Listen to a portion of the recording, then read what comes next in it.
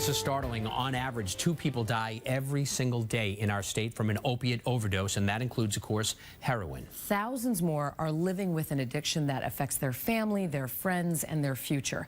Tonight, 5 parents and a former user help us get closer to the truth about addiction and where to find help.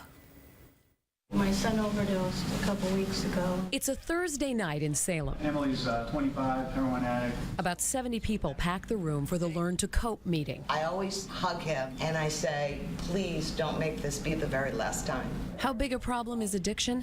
Envision this scene playing out in 15 Massachusetts communities every week. For how many of you and your families did the addiction start with prescription drugs? 5 parents and a recovering addict gave me a closer look. As soon as he started OxyContin, he was a goner. Kenny's son Casey eventually turned to heroin. He died of an overdose. At one time, he had dreams of becoming a chef. He was scared of life. He was scared to face the world sober.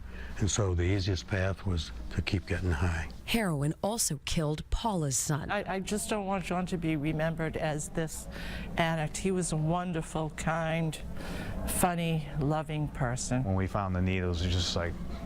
It's like your greatest fear, really. It was. Kevin's daughter Emily is married to a soldier. They have a little girl.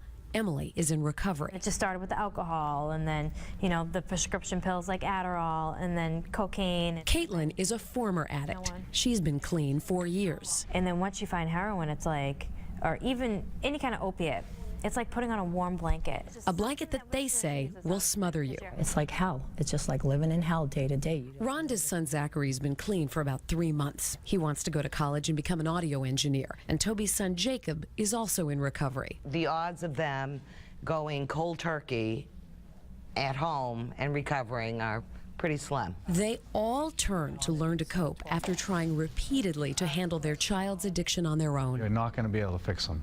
You got to realize that right off the bat. Caitlin says her mother learned that tough love from Learn to Cope. I was embezzling thousands of dollars from my family company.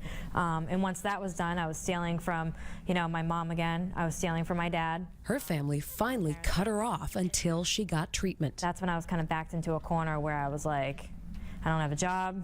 No one will let me around. I need to get help. They want to stop, but they can't. And that's why they need to go into long-term treatment. Why do you think there's so many more people using now? It's just so available. In the beginning, you're just so devastated. How long was it before you felt that life would go on? It took a while. Addiction is a disease. Even with treatment, there's no guarantee.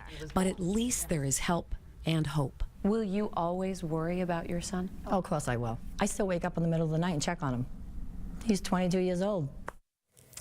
That probably won't change. What is changing is awareness and the realization that this doesn't just affect certain people in certain communities.